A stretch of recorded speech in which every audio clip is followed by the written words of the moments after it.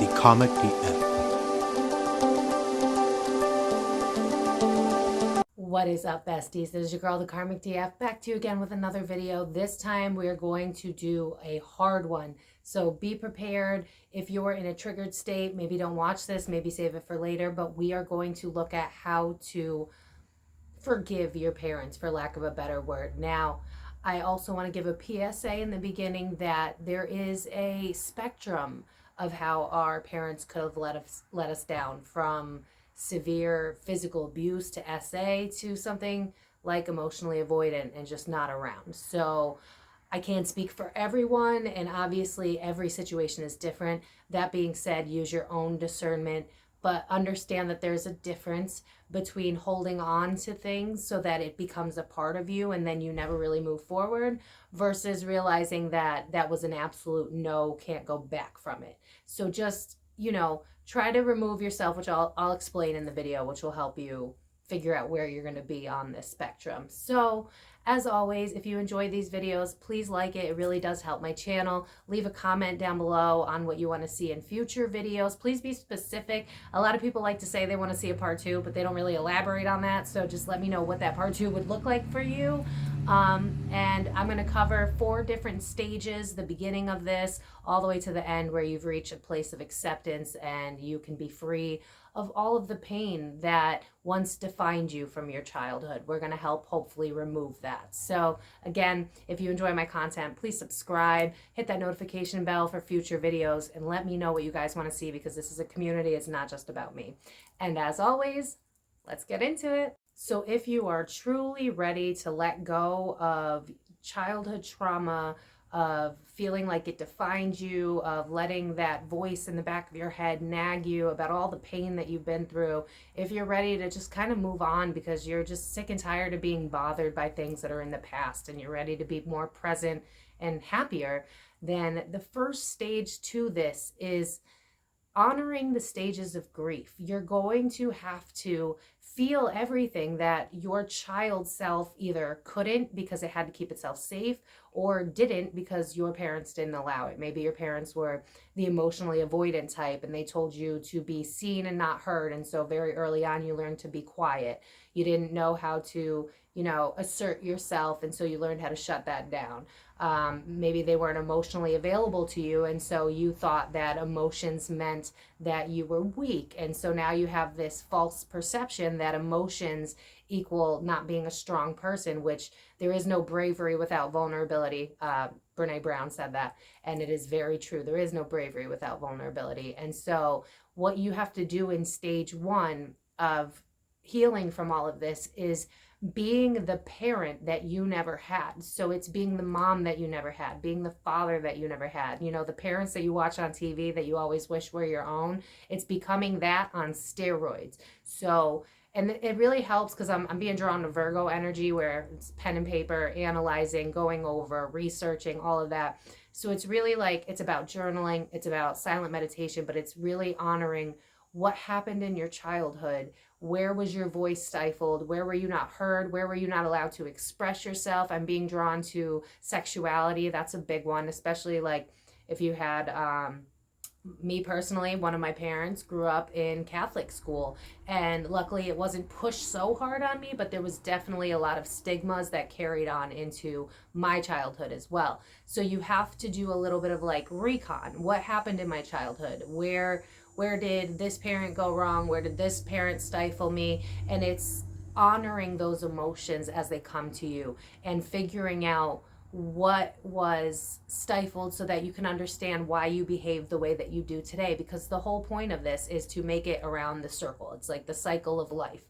And if you can go through these stages of grief, you will get to a place of acceptance, which is kind of what we're more so aiming for here, because forgiving people that don't want to be forgiven, right? Like it even gives me a nasty tinge, and maybe like in a couple of years from now, I'll be like, yes, pure forgiveness. But at this point, I would say that it's a lot easier to reach a state of acceptance and indifference, right? Because a lot of our parents, probably they feel shame. And so when you go and confront them. I don't recommend doing that, but if you do, because I was a little naive in this, they will fight back because they will feel that they're attacked, and then their own triggers show. And so it's really not worth going down that route. That being said, this is exactly why you have to become your own parents in the healing of this. So stage 1 is all about the facets of grief, the stages of grief.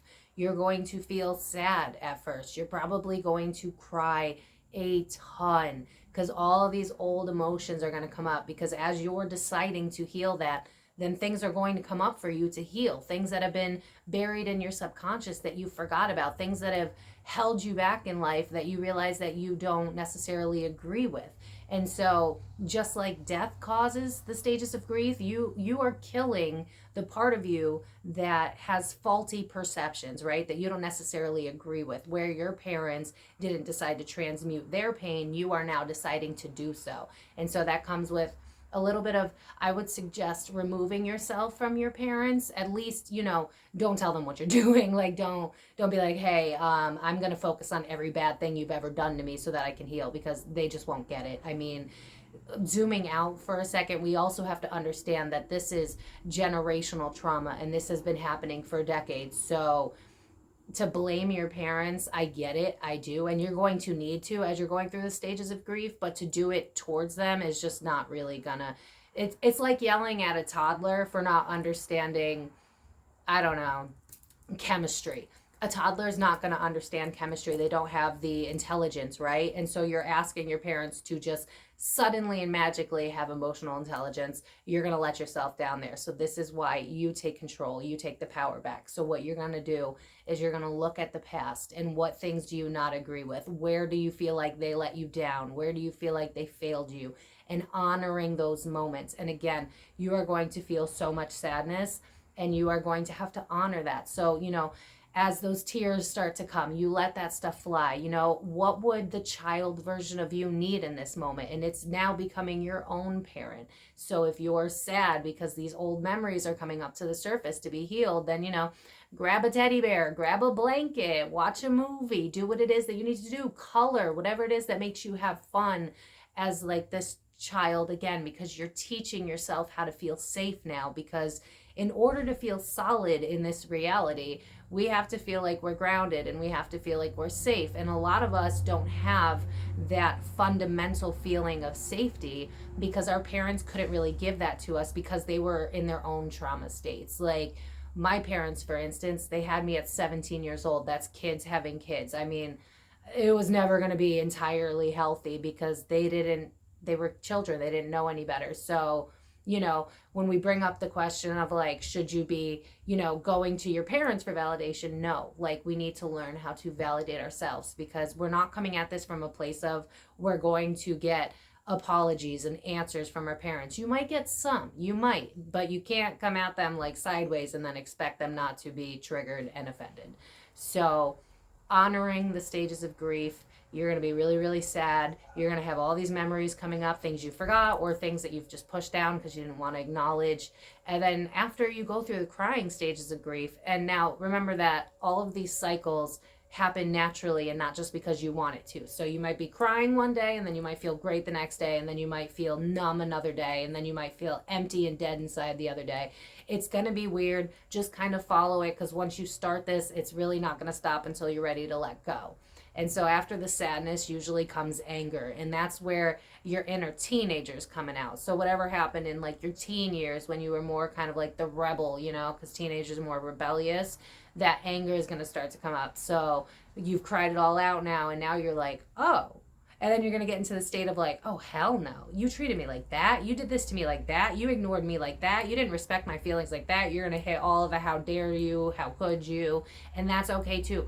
Honor all of those emotions, because what you have to understand, like I've said in multiple videos, energy cannot be created nor destroyed. So anything from the moment you were born till now that you've pushed down is still in there. And so you have to release all of this. So even though you feel like you're crazy, because maybe, you're my age, you're 32 years old, and you're like, why am I sitting here being extremely angry at my parent for what they did to me when I was 11? And you feel kind of stupid, but don't do that to yourself, because what you're actually doing, remember, time isn't really real. I'm not going to get into that, but Your body doesn't know the difference when it comes to time. That's a scientific fact. So those emotions are coming up because you are now ready, and your body and your soul feel safe to address it. So be proud of yourself that you're ready to go through these emotions and honor them as they come up. You are not crazy. Journal, do whatever you need to do, what feels right in the moment. But as you're honoring these emotions, what you're really doing is you're clearing out the clutter, and you're beginning to come back home to yourself. So now that you've spent a significant amount of time validating your own trauma, going through the stages of grief, you're going to reach stage 2, which is realizing that there is a bigger picture, a wider perspective. And as you go through this, you're going to get to a wider and a wider perspective till you're at a bird's eye view. But you're going to hit this wider perspective where you're like, I'm seeing a pattern here. I'm seeing generational trauma here. If you were like me and you had a lot of death when you were a child, your grandparents weren't really around and all that, then you may want to ask your parents what happened with their parents, and start to see where it trickles down, without telling too much about my own parents' stuff. One of my parents was physically abused by their parent. And so, instead of trying to, because we have an option, right? We can follow suit, or we can realize something's wrong and change it.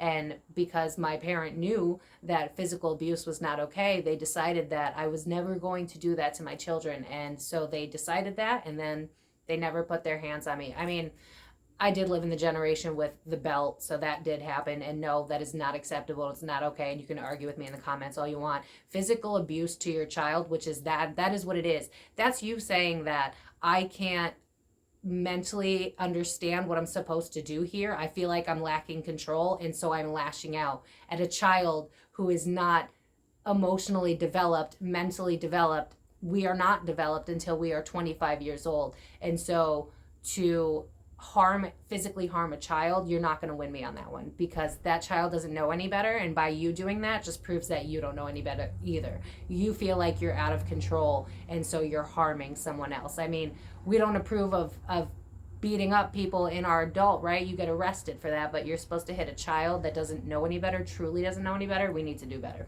But I'm not going to go down that route, and I could do a video on why that's wrong too, but there's plenty of people that have shown scientifically why that is not going to help your child. It's going to make them mentally unwell.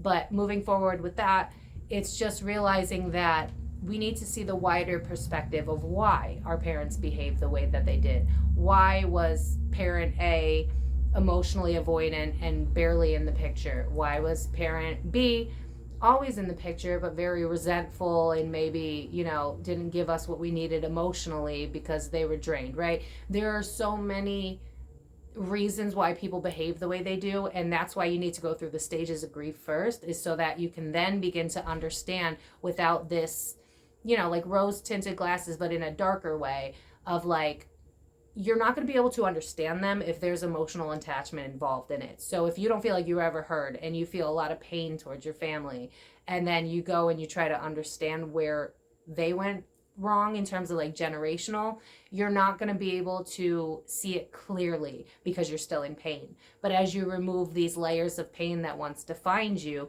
you're going to start to go, oh, you weren't capable of giving me the emotional intelligence that I needed because it wasn't modeled to you. And if it wasn't modeled to you and you didn't know any better, then, I mean, you can argue that you should learn better. I mean, our generation right now, or multiple generations, not just my own, we're all realizing that toxicity wasn't good, right? But we're going to give them the benefit of the doubt. We're going to realize that they didn't really have a choice. It was down generation, a lot of people in a lot of trauma phases.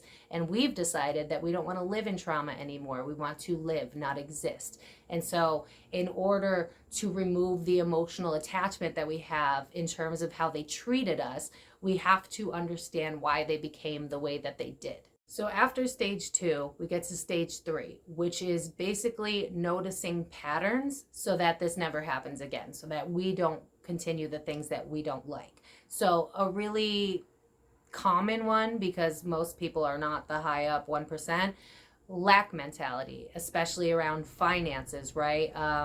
My parents lived in the town in our state that was known for murder. And that's what they grew up in. And, you know, because of that, there was a lot of fear involved in both of them. And so, you know, they played it out in different ways, but it's noticing where these faulty perceptions have come from, right? And so, you know, my parents lived in poverty. Their parents, you know, worked really hard to just get by and do the bare minimum. And so there's this faulty perception that in order to live, you have to work really hard to get your bare minimum needs met, right? So it's seeing the bigger picture so that we can see the patterns, so that we can understand why we behave the way that we do, so that we can stop the patterns that are reoccurring.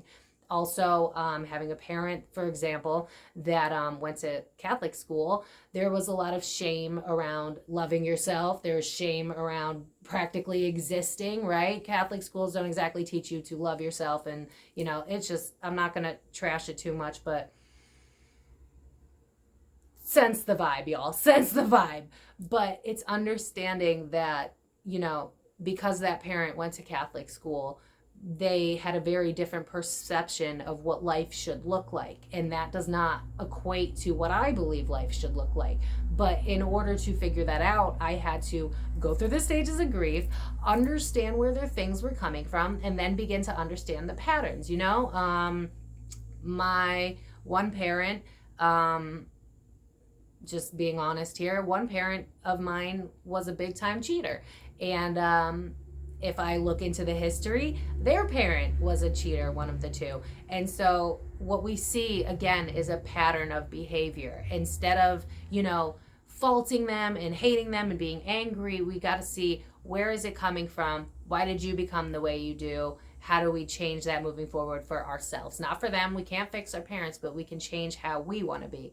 But in order to change and do that and adapt and like the person that we're becoming, we have to remove those faulty perceptions. And so, you know, I remember vaguely, and I know this sounds bad. Please don't come for any of my parents. I'm making this for y'all. Don't focus on my parents here. But I remember one time my parent was like, you know, the best way to lie is to become as close to the truth as possible. And it's like, because of that parent, I could have been a full-blown cheater. I was taught all the ways to get away with stuff. I could have had so many men, and I really could have, but I didn't, you know what I mean? But it's seeing how all of these patterns play out. Like I'm seeing like the tree of life, except like DNA, like ancestry and all that stuff.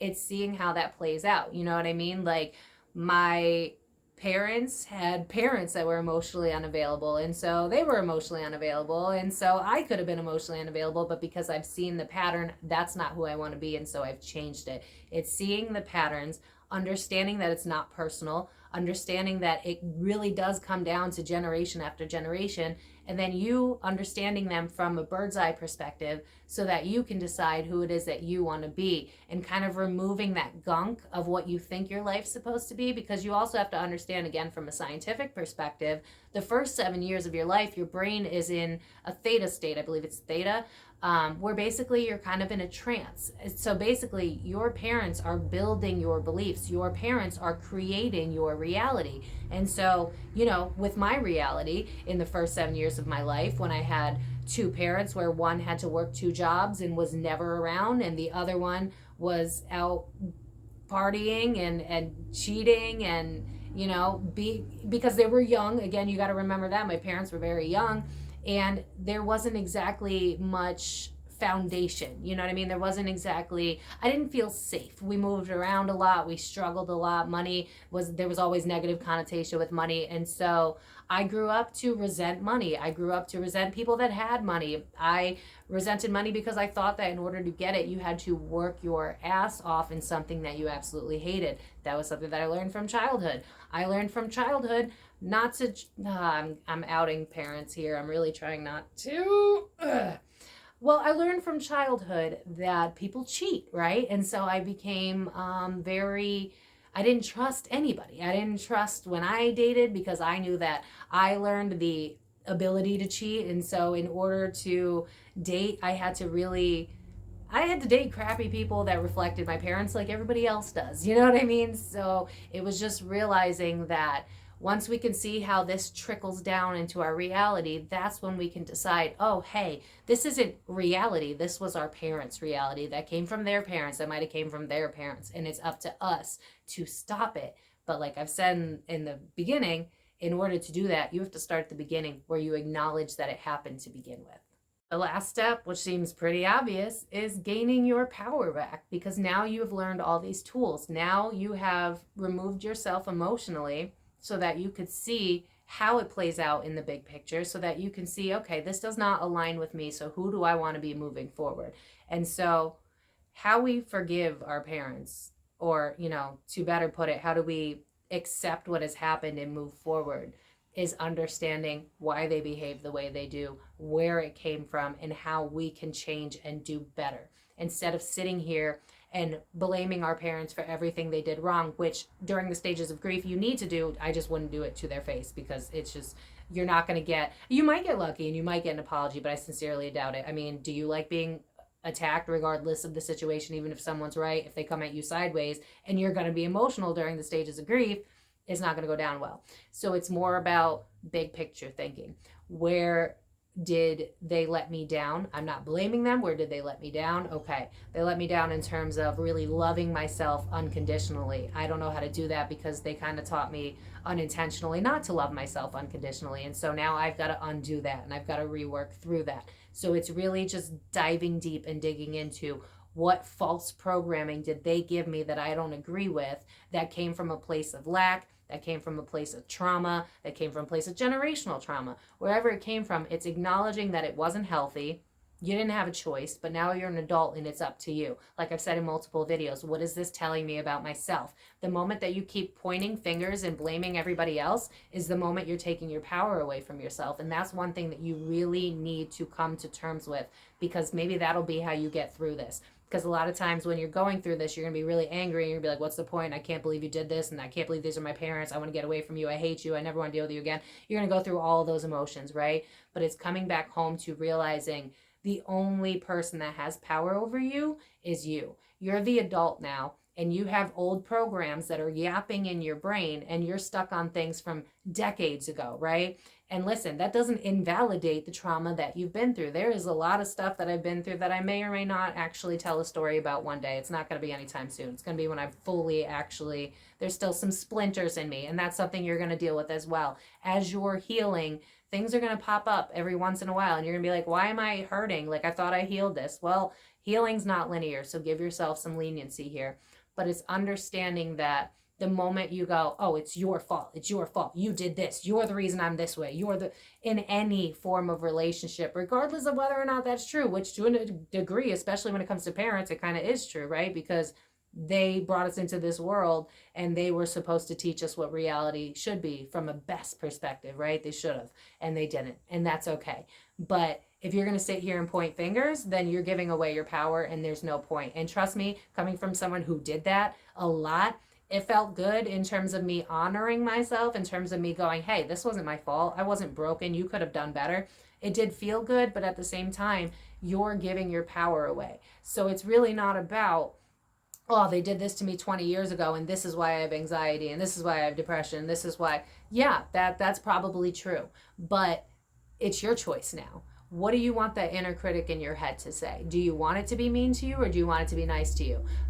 What is your actual opinion on money? Do you have this lack mindset, and where did it come from? Do you want to continue feeling that way, or do you want to continue blaming your parents, or do you want to move forward and take back control of your life? And that is what we are essentially doing, is we're saying, regardless of how bad anyone has treated us, not even just our parents, in general, everyone, regardless of how bad they've treated us, the only way that we can have the life that we want, and the only way that we can really truly enjoy life and remove all of these faulty perceptions and these limiting beliefs, is to honor the fact that we have always been the ones that are in control of our own lives, and it's up to us to keep it moving that way. But unfortunately, when you've been through a lot of trauma, you don't have a parent to teach you that you're the one in control. And so there's a lot of animosity, there's a lot of anger, and we push it towards them. And I get it. And you should do that through the stages of grief.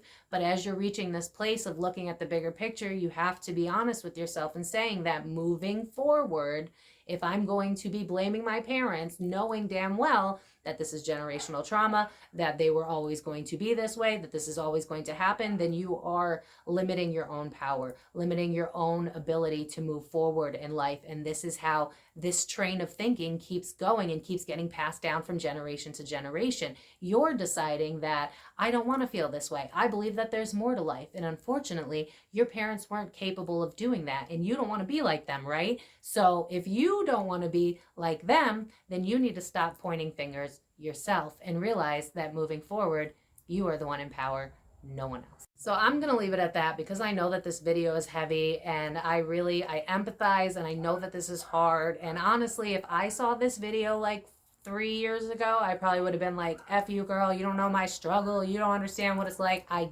get it. I have a trauma story for freaking everything. Why do you think my name is the karmic DF? It's because I've been through every karmic situation almost imaginable. And so I empathize with your pain, but that pain needs to be felt alone when you're in your safe space. Maybe it's in your room. Maybe it's just wherever alone and safe is for you. Follow that and let those feelings come out. Cry and bang your hands on the floor and do what it is that you need to do that's safe, but also that's letting out all of that energy, because that's all it really is. It's stifled energy that has never been released because you didn't have a safe space in order to do so. So I'm going to leave it at that because I know this is heavy, and yeah, so let me know if this was helpful. Let me know if you need a part 2. And like I said in the beginning, if you want a part 2, let me know what you want me to focus on, because I can go ramble about generational trauma and parents and why we shouldn't blame them and why all of it. I could do it for you. But let me know what you'd like for a part 2 if that's what you want.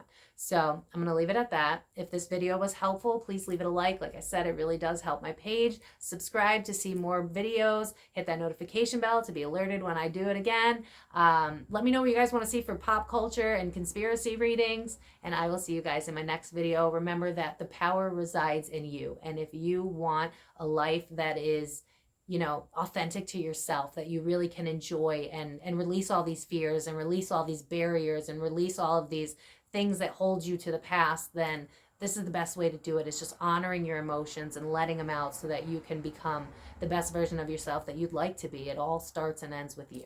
So I'm going to leave it at that. I hope you guys have a great day. I believe in you, besties. You got this. I'll see you guys next time. Bye.